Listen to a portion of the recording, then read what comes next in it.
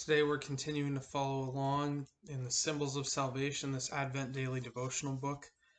And the text for today is 1 Corinthians 1:27-29. It says, "But God chose what is foolish in the world to shame the wise. He chose what is weak in the world to shame the strong. God chose what is low and despised in the world, even things that are not, to bring nothing things that are, so that no human being might boast in the presence of God." And this has kind of been the theme for the week so far, right? We've talked about humility. We've talked about this idea of kind of reversals where God uses unexpected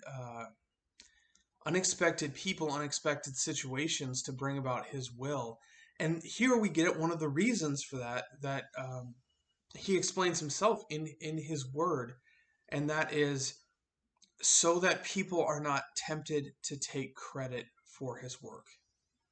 And I think a great biblical example of this is the story of Gideon. He's one of the judges of Israel, and he's preparing to go to war. He's going to go to war against Midian, which is they were a strong nation at the time. And he gathers an army, and the army of Israel comes together, and God says, send half these guys home. And so he sends half of them home. Like, you listen, when God tells you to do something, you do it.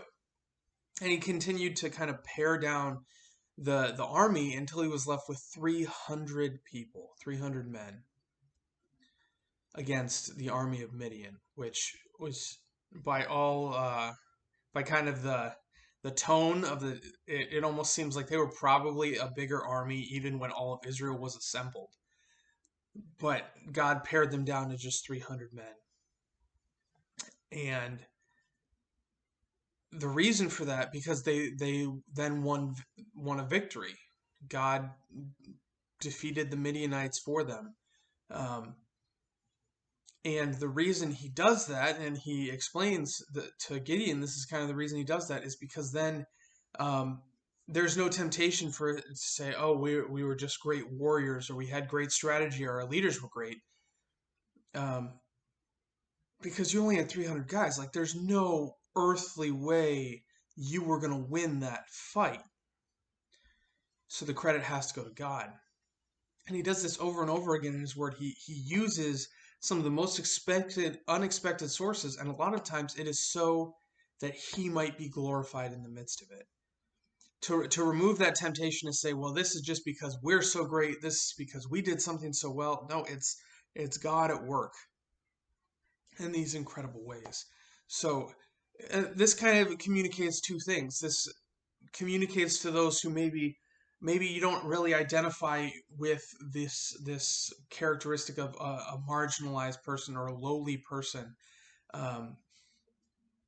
It prompts you to act with humanity, with decency, with respect, even for the lowly, because those are the people who God chooses to lift up and who God chooses to use.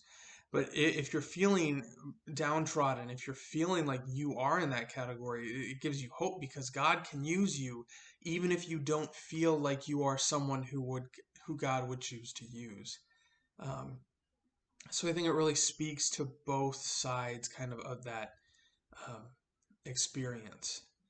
And ultimately gives us joy, because we know that Christ came in a really unexpected way to a really unexpected people in a really unexpected place.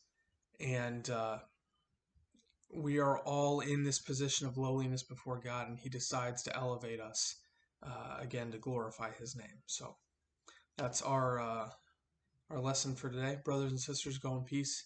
Serve the Lord. Thanks be to God.